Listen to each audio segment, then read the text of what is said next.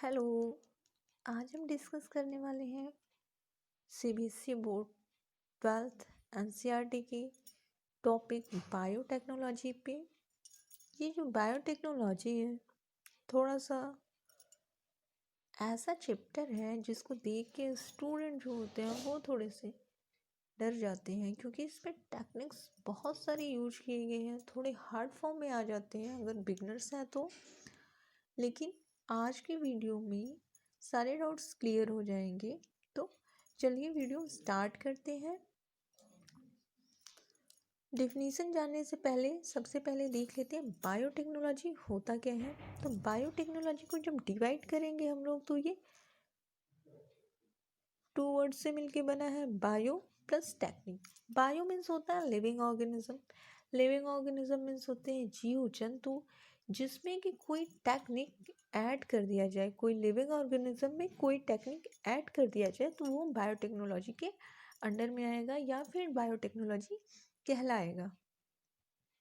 Definition देख लेते हैं। Using live organism or enzyme from organism to produce product and process useful to human।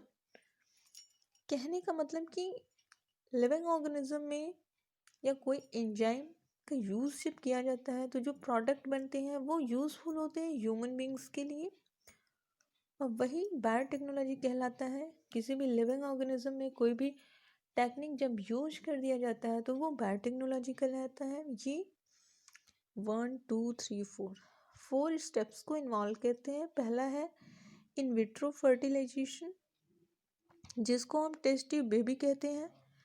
मैंने यहाँ पे स्पेस छोड़ दिया था राइट डाउन करने के लिए, लेकिन ये सबको पता है टेस्ट ट्यूब बेबी क्या होते हैं।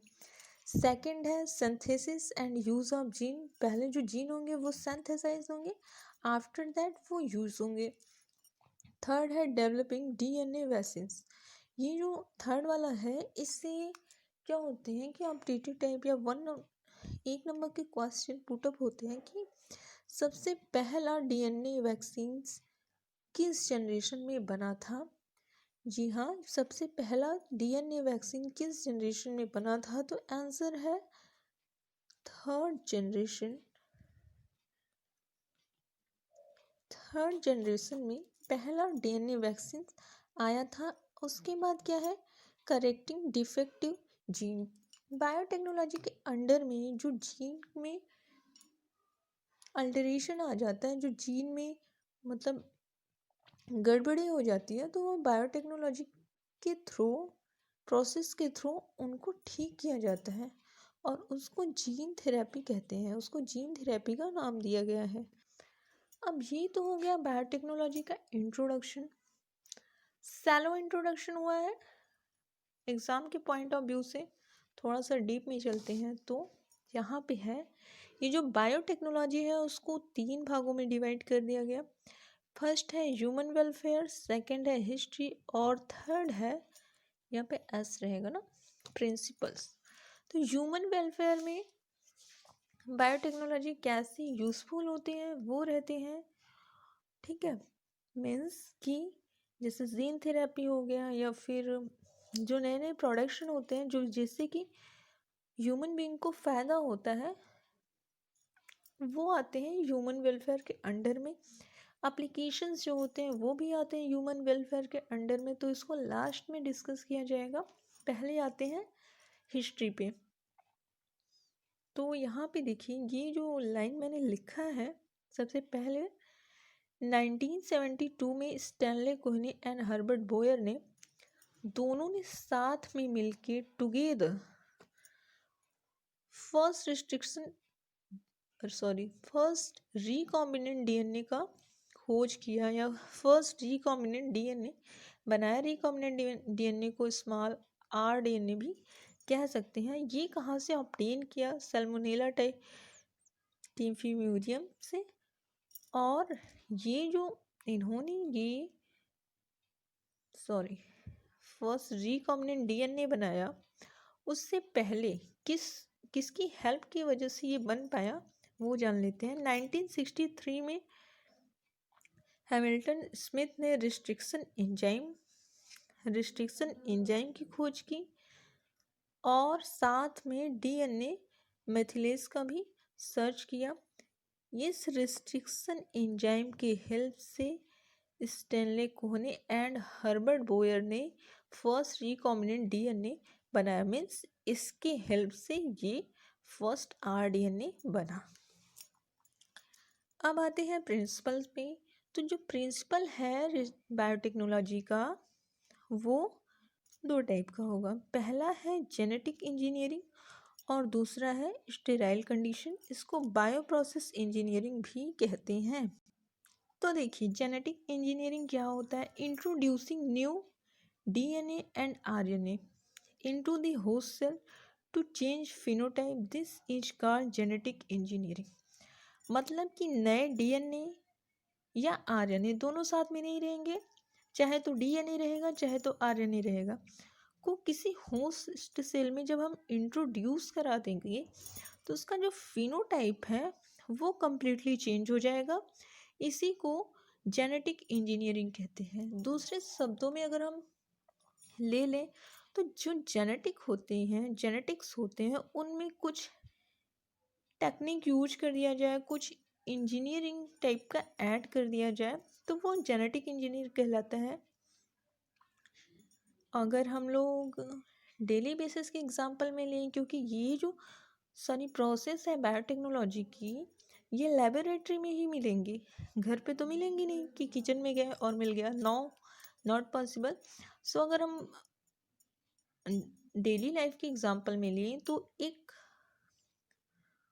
वाइट मतलब कि फेरी क्रीम है, उसको क्या करते हैं लगा दिया जाता है स्किन पे। तो क्या होते हैं स्किन जो होती है वो फेयर मीन्स फेयर नहीं हो जाती, शाइनी हो जाती है, चमकदार हो जाती है। तो क्या होता है जो फिनोटाइप होता है मीन्स जो फिनोटाइप होता है वो क्रीम लगाने से चेंज हो जा रहा है, जो स्किन का कलर है वो थोड़ा ब्राइट हो जा रहा है। उसी तरह से ये भी है कि डीएनए या आरएनए को होस्ट सेल में जब इंट्रोड्यूस करा देंगे तो उनका जो फिनोटाइप है वो चेंज हो जाएगा। नेक्स्ट है स्टेराइल कंडीशन। स्टेराइल कंडीशन वो कंडीशन है, बायो प्रोसेस भी इसे कहते हैं, बायो प्रोसेस इंजीनियरिंग कहते हैं, जिसमें कि हम कह सकते हैं कि ये जो कंडीशन है ये प्योर कंडीशन है। इसमें कोई भी जैसे कि जो जीन्स वगैरह है वो प्योर्स रहने चाहिए, इसमें कोई मिलावट नहीं रहनी चाहिए। और ये जो कंडीशन होता है इसमें क्या होंगे जो प्रोसेसेस होंगे ना जीन्स के बनने की, जो प्रोसेस होंगी उनका मेंटेनेंस किया जाता है, उनको मेंटेन किया जाता है स्टेराइल कंडीशन में। मीन्स अगर ये होस्ट सेल है ये क्लोन करके दूसरे स्टेज में जब मल्टीप्लाई होंगे तो यहाँ पे ऐसा नहीं है कि पहला स्टेज है वहाँ पे होस्ट सेल में बन रहे हैं जेनेटिक इंजीनियरिंग के थ्रू, तो बस हम लोग ओवर कॉन्फिडेंस में आ जाएं कि यस हमारा हो गया। नहीं, उसको थर्ड स्टेज या सेकंड स्टेज जिस स्टेज में जहाँ पे भी मल्टीप्लिकेशन होगा क्लोनिंग होगी उसको देखते रहना पड़ेगा कि क्या दोनों स्टेज में प्लाज्मिड बन रहे हैं या एक ही में बन रहा है या बन नहीं रहा है। अगर ये नहीं देखेंगे तो पूरा जो प्रोसेस है वो हमारा रॉन्ग हो जाएगा। तो मीन्स ये जो कंडीशन है स्टेराइल कंडीशन या बायो प्रोसेस कंडीशन, इसमें क्या होंगे कि जो प्लाज्मिड जो बनेंगे या फिर जो भी प्रोडक्शन होता रहेगा उनको होस्ट सेल में उनको देखना पड़ता है कि यस प्रोसेस सही जा रहा है या गलत जा रहा है। तो इसमें एंटीबायोटिक्स एग्जाम्पल है, वैक्सीन्स हैं, एडिशी। अब यहाँ पे जो जेनेटिक इंजीनियरिंग है उसको थोड़ा सा डिफाइन किया गया कि क्या होते हैं कैसे होते हैं। तो पहले नंबर पे नंबर पे मैंने लिखा है क्रिएशन ऑफ RDNA। जो रिकॉम्बिनेंट डीएनए बनता है सबसे पहले जेनेटिक इंजीनियरिंग में पहला स्टेप ये है कि उसमें रिकॉम्बिनेंट डीएनए बनता है। बनता कैसे है, बनने के लिए वेक्टर यूज होता है, उसको कहते हैं प्लाज्मिड। रिकॉम्बिनेंट डीएनए बनने के लिए एक वेक्टर यूज होता है जिसको प्लाज्मिड कहते हैं, जो कि हेल्प करता है रिकॉम्बिनेंट डीएनए बनने में। अब देखिए ये प्लाज्मिड का स्ट्रक्चर हो गया, ठीक है। और यहाँ पे जो कटिंग जहाँ से ये इंड मतलब कट रहा है वहाँ पे हमारा डिसाइरेबल डीएनए आके ऐड हो गया। ठीक है, ये जो स्ट्रक्चर है ये प्लाज्मिड का है। अब क्वेश्चन आता है कि प्लाज्मिड होते क्या है। तो जो ये प्लाज्मिड होते हैं ये बैक्टीरियल सेल में आपके आ जाएंगे ई कोलाई, मतलब ज़्यादातर वही यूज़ होते हैं और भी आते हैं, लेकिन बायोटेक्नोलॉजी के अंडर में ज़्यादातर ई कोलाई बैक्टीरिया ही यूज होता है। तो उसमें ये क्या रहेंगे, एक्स्ट्रा क्रोमोसोमल डीएनए मॉलिक्यूल्स रहते हैं जो कि रिप्रोडक्शन में पार्ट नहीं करते, ये फ्रीली इंडिपेंडेंट होते हैं। और इनका जो स्ट्रक्चर होता है वो स्मॉल होता है, सर्कुलर होता है और डबल स्टैंडर्ड डीएनए मॉलिक्यूल इन बैक्टीरिया में जो इनका स्ट्रक्चर होगा वो डबल स्टैंडर्ड होगा। फिर क्या होंगे, जीन क्लोनिंग, ए नंबर पे creation of rDNA, B number पे जीन क्लोनिंग। तो जीन क्लोनिंग में क्या होगा, जो यहाँ पे ये बना ना प्लाज्मिड में डिसाइरेबल डीएनए ऐड हो गया, जो जीन बन रहा है, फिर इसमें क्या होंगे, उनकी मल्टीपल कॉपीज बन जाएंगे। जो ये डिसाइरेबल डीएनए है सेकेंड स्टेप में उनके मल्टीपल कॉपीज बन जाएंगे, formation of multiple copies of desirable DNA. और ये जो मल्टीपल कॉपीज होंगे ये सेम होंगे, एक दूसरे के सेम होंगे, same to each other not similar. जहाँ पे क्लोनिंग का प्रोसेस आएगा वहाँ पे जो जो कोई भी थिंग रहे, जरूरी नहीं है कि जीन, वो जो होंगे वो सेम होंगे, चाहे वो आप ऑफ स्प्रिंग रहे या कुछ भी रहे वो सेम होंगे, ना कि सिमिलर होंगे। थर्ड है जीन ट्रांसफ़र। और जब जीन क्लोनिंग हो जाएगा, मल्टीपल जीन्स बन जाएंगे तो उनको ट्रांसफ़र कर दिया जाएगा होस्ट सेल में। ठीक है, अब जेनेटिक इंजीनियरिंग का स्टेप देख लेते हैं कि कितने स्टेप में होती है। यहाँ पे हेडिंग्स है, इसको आप राइट डाउन करके फिर स्टेप्स को लिखेंगे। तो पहला स्टेप है identification of DNA with desirable DNA. जो डीएनए होता है उसको डिसाइरेबल डीएनए के साथ आइडेंटिफाई करना होता है। सेकंड स्टेप में होंगे introduction of identified DNA into the host cell. जब फर्स्ट स्टेप में डीएनए का आइडेंटिफिकेशन हो जाएगा तो सेकंड स्टेप में जो डीएनए होंगे उसको होस्ट सेल में इंट्रोड्यूस करा दिया जाएगा। फिर थर्ड स्टेप में क्या होगा कि maintenance of introduce DNA into the host cell and transfer the DNA to the progeny. Host cell में जो इंट्रोड्यूस डीएनए है उसका मेंटेनेंस किया जाएगा, फिर उस डीएनए को प्रोजेनी में ट्रांसफ़र कर दिया जाएगा। इसका मैं बता देती हूँ। फॉर एग्जांपल 3 पर्सन है, मीन्स 2 पर्सन है, एक हो गया एक्स और एक हो गया वाई, एंड थर्ड पर्सन जो है वो है जेड। अब एक्स, ये जो थर्ड पर्सन है ये है डॉक्टर, और ये जो फर्स्ट और सेकंड पर्सन है ये है पेशेंट। अब फर्स्ट पर्सन आता है डॉक्टर के पास और उनको कहता है कि मुझे हेयर फॉल की प्रॉब्लम है, और सेकंड पर्सन आता है कहता है कि मुझे जो हेयर्स हैं वो बहुत ज़्यादा आ रहे हैं। तो डॉक्टर जो है वो क्या करेगा कि जिनके हेयर्स बहुत ज़्यादा आ रहे हैं उनके फॉलिकल्स को लेंगे, और उनके फॉलिकल को लेंगे, उनके डीएनए को आइडेंटिफाई करेंगे, फिर उस डीएनए को रेस्ट्रिक्शन एंजाइम के थ्रू कट करेंगे, होस्ट सेल में डालेंगे, पहले देखेंगे कि कैसे क्या हो रहा है, प्रोसेसिंग क्या हो रही है, क्या ये जो एक्सपेरिमेंट डॉक्टर कर रहा है क्या वो सही है या गलत है, पहले वो होस्ट सेल में देख लेंगे। अगर उनका जो एक्सपेरिमेंट है वो सही हो रहा है तो फिर उस जीन को एक्सट्रैक्ट करेंगे from the host cell. Means इनका जो जीन है वाई वाले का कि इनको बाल बहुत ज़्यादा आ रहा है, इनके जीन को एक्सट्रैक्ट करेंगे, वहाँ से लेंगे और एक्स में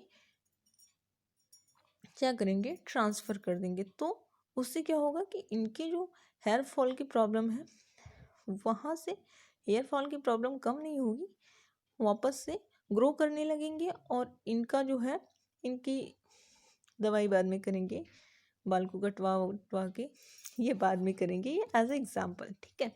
तो मतलब कि अब ये जो हेयर फॉलिकल्स है उसको कट कैसे करेंगे, मीन्स टूल्स भी यूज होंगे ना। जेनेटिक इंजीनियरिंग मीन्स उनके फॉलिकल्स किसी भी जीन को लेने के लिए, मीन्स डीएनए तो बहुत बड़ा होता है, उस छोटा ही सेगमेंट लेना पड़ेगा, तो लेने के लिए उसको कट करना पड़ेगा। तो कट करने के लिए जो एंजाइम यूज होगा वो होगा रिस्ट्रिक्शन एंजाइम, फिर क्लोनिंग वेक्टर, और उसको ऐड करने के लिए डीएनए लाइगेज यूज होता है। फिर वो जो क्या कहते हैं जीन लिए रहते हैं उसको आइडेंटिफिकेशन के लिए जब इंटर कराना होगा तो उसके लिए होस्ट सेल की ज़रूरत पड़ेगी। फिर उसके बाद बायोरिएक्टर्स की ज़रूरत पड़ेगी।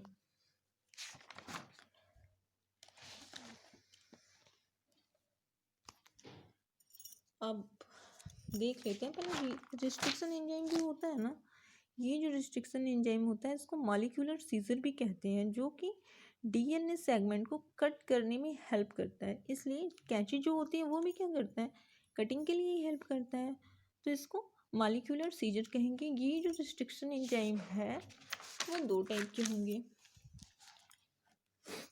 न्यूक्लियसेस कह सकते हैं, न्यूक्लियसेस जो होंगे वो टू टाइप्स होंगे। एक्सोन्यूक्लियस ये क्या करेंगे, remove the nucleotide at the end of DNA और आरएनए। जो डीएनए रहता है, मान लीजिए ये डीएनए स्ट्रक्चर हो गया, ठीक है, या आरएनए का स्ट्रक्चर हो गया लाइक दिस, तो इनकी जो न्यूक्लियोटाइड्स रहेंगे उनको कट करने के लिए ये एक्सोन्यूक्लियस हेल्प करेगा, क्योंकि एक्सो का मतलब ही होता है बाहर से जो न्यूक्लियोटाइड्स रहेंगी उनको कट करेगा, ठीक है। कहीं पे भी एक्सो यूज हो रहा है तो मीन्स बाहर से, और न्यूक्लियस का मतलब यहाँ पे है कि इनके जो न्यूक्लियस होंगे उसको आउटसाइड से कट करेंगे। They do not require any specific sequence, और कट करने के लिए इनको कोई स्पेसिफिक सीक्वेंस की ज़रूरत नहीं होती, जहाँ पे इनको सूटेबल रहेगा वहीं से कट कर देंगे। सेकंड है इंडो न्यूक्लियस। इंडो का मतलब होता है इनसाइड, और न्यूक्लियस जो डीएनए आरएनए है, तो इसमें क्या होता है, कट डीएनए और RNA at a specific position. Endonuclease में स्पेसिफिक पोजीशन को देखा जाता है डीएनए आरएनए को, फिर वहाँ पे कट किया जाता है। बल्कि एक्सोन्यूक्लियस में कोई भी स्पेसिफिक सीक्वेंस या पोजीशन की ज़रूरत नहीं होती है। रिक्वायर्ड पैलिंड्रोमिक सीक्वेंस, और इसके लिए जो इंडोन्यूक्लियस होते हैं इसके लिए पैलिंड्रोमिक सीक्वेंस की आवश्यकता होती है। ये सीक्वेंस मतलब पैलिंड्रोमिक सीक्वेंस वो होते हैं जिनमें जो सीक्वेंस होते हैं वो दोनों साइड से समान हों, एक जैसे हों। जैसे अगर हम लोग बोलते हैं जहाज, तो क्या दो अगर आगे से पढ़ेंगे जहाज तो भी ये जहाज होगा, पीछे से अगर उल्टा करके पढ़ेंगे तो भी ये जहाज होगा। तो सीक्वेंसेस जो हैं वो दोनों सेम हैं, तो पैलिंड्रोमिक सीक्वेंस जो रहेगा वो जहाज नहीं होगा। जैसे ए जी ए, ए जी ए, अगर इसको आगे से पढ़ेंगे तो भी ये ए जी ए आएगा, अगर पीछे उल्टे साइड से पढ़ेंगे तो भी ये ए जी। मीन्स पैलिंड्रोमिक सीक्वेंस होते हैं जिनमें दोनों साइड से जो दोनों साइड होंगे वो समान होंगे। Help in the defence of bacteria which possess them, और ये बैक्टीरिया से डिफेंस के रूप में यूज होता है। अब आते हैं रिस्ट्रिक्शन एंजाइम क्या होते हैं। मॉलिक्यूलर सीजर होते हैं, टू टाइप के होंगे, एक्सोन्यूक्लियस, इंडोन्यूक्लियस, या न्यूक्लियस भी कह सकते हैं। इसको इंडोन्यूक्लियस को रिस्ट्रिक्शन इंडोन्यूक्लियस भी कहते हैं। तो आप यहाँ पे ऐड कर सकते हैं।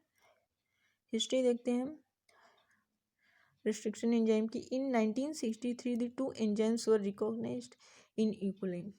एस्चेरिचिया कोलाई में 1963 में टू एंजाइम को रिकॉग्नाइज किया गया। वन एडेड मैथिल ग्रुप, एक जो एंजाइम था वो मैथिल ग्रुप को ऐड करता था, और जो दूसरा एंजाइम था वो डीएनए को कट करता था, ठीक है। फर्स्ट एंजाइम मैथिल ग्रुप को ऐड करता था and second enzyme DNA group को कट करता था, जिसको रिस्ट्रिक्शन एंजाइम का नाम दिया गया। अब नॉमेनक्लेचर देख लेते हैं कि नेमिंग कैसे हुई। तो फर्स्ट लेटर जो इनका होता है वो जीनस ऑफ बैक्टीरिया होता है, from which it is isolated. जिस बैक्टीरिया से ये आइसोलेट होंगे उनकी जीनस का जो नाम होगा वो फर्स्ट लेटर में से होगा, followed by species and strains. जैसे यहाँ पे ई को R1 है, ये रोमन का 1 है, नॉट आई। ठीक है, आई नहीं है, रोमन का 1 है। तो ये जो ई है वो जीनस हो गया, ये जो सी है, सीओ है, वो फॉलोड बाय स्पीसीज है ना, तो भाई ये स्पीसीज हो गया, स्पीसीज। और जो ये आर है ये स्टैन हो गया, ठीक है, और ये जो 1 है वो फर्स्ट हो गया। तो नॉमेनक्लेचर इनका ऐसा होगा कि जो पहला जो बैक्टीरिया का नाम रहेगा, जो सेकंड रहेगा वो जीनस रहेगा बैक्टीरिया का, और सेकंड स्पीसीज रहेगा, उसके बाद स्टैन और उसके बाद नंबर्स। थर्ड आते हैं, क्या है ये, हिंड नहीं पढ़ेंगे, hind HIND second was first endonuclease. ये जो हिंड सेकेंड है वो फर्स्ट इंडोन्यूक्लियस है, ठीक है। More than 900 restriction enzyme from 3 to 30 strains of bacteria. 230 bacteria के स्ट्रैंड से 900 रिस्ट्रिक्शन एंजाइम ज्ञात थे। अभी तो बढ़ गए होंगे, डेली क्या होते हैं, बढ़ते जाते हैं आंकड़े जो होते हैं 1/1, या फिर जो महीने भर का डेटा होता है उसके अकॉर्डिंग बढ़ते जाते हैं ना, हमेशा सेम नहीं रहते। अब देखिए जो रिस्ट्रिक्शन एंजाइम होते हैं उसके 2 एंड होते हैं, एक होता है ब्लंट एंड और एक होता है स्टिकी एंड। जो ब्लंट एंड होता है वो कुछ इस टाइप का होता है जो कि हमारे लिए यूज़फुल नहीं होता। यूज़फुल क्यों नहीं होता? क्योंकि इनमें ऐड होने के लिए जगह ही नहीं रहता। जब ऐड ही नहीं होंगे तो यूज़फुल कैसे होगा? जबकि जो स्टिकी एंड होता है वो देखिए इस टाइप का है, रहता है, जैसे लॉग की मॉडल होता है ना फिजिक्स का, सॉरी केमिस्ट्री का, बायो में भी है, एंजाइम में, उसी तरह ये स्टिकी एंड भी होता है कि यहाँ पे जो गैप है ये दोनों एक दूसरे से ऐड हो जाएंगे due to by the DNA ligase. तो ये स्टिकी एंड हमारे लिए यूज़फुल होता है। अब इतना हो गया आपका restriction enzyme, type of restriction enzyme, restriction endonuclease, फिर उनके जो एंड्स होते हैं, ये सब हो गए नॉमेनक्लेचर वगैरह जो भी सब था। अब आते हैं जेल इलेक्ट्रोफोरेसिस। इससे इस पोर्शन से क्वेश्चन पुटअप होता है, शॉर्ट क्वेश्चन पुटअप होता है, और जो ऑब्जेक्टिव टाइप का क्वेश्चन पुटअप होता है वो भी इसी से पुटअप होता है, लाइक दैट कि DNA सेपरेशन में कौन सा जेल यूज किया जाता है, कौन सा डाई यूज किया जाता है स्ट्रैंड के लिए, ठीक है, इस टाइप से। तो पहले देख लेते हैं, आफ्टर दैट देखते हैं क्या होता है। This technique is use to separate digested DNA। जो जेल इलेक्ट्रोफोरेसिस होता है, इस टेक्निक के थ्रू जो डाइजेस्टेड DNA होता है वो सेपरेट किया जाता है, ठीक है। और ये जो DNA होता है इसमें वो नेगेटिव चार्ज में होता है, उन पे जो चार्जेस होंगे वो नेगेटिव होंगे, ठीक। Agarose gel is used to separate DNA। और जो जेल DNA को सेपरेट करने के लिए होता है उसको क्या कहते हैं? एगारोज। तो यही क्वेश्चन पुट होता है कि DNA को सेपरेट करने के लिए कौन सा जेल यूज होता है, तो आप आंसर करेंगे agarose. Electric field is applied for separation, और सेपरेशन के लिए इलेक्ट्रिक फील्ड भी अप्लाई किया जाता है। DNA moves based on it's side. जो इलेक्ट्रोफोरेसिस, जेल इलेक्ट्रोफोरेसिस होता है, जो DNA होते हैं उनके साइज के बेस पे मूव करते हैं। Ethidium bromide dye is use to visualise DNA strand. जो इथिडियम ब्रोमाइड होता है ये डाई होता है। डाई क्या करते हैं कि स्ट्रैंड होता है उसको कलरफुल बना देते हैं, जिससे कि पहचान हो सके कि हाँ ये डीएनए स्ट्रैंड है, या फिर किसी भी चीज़ में जो जब भी डाइंग में यूज़ होता है तो वो कलरफुल बना देते हैं। तो डीएनए स्ट्रैंड को देखने के लिए इथिडियम ब्रोमाइड यूज होता है।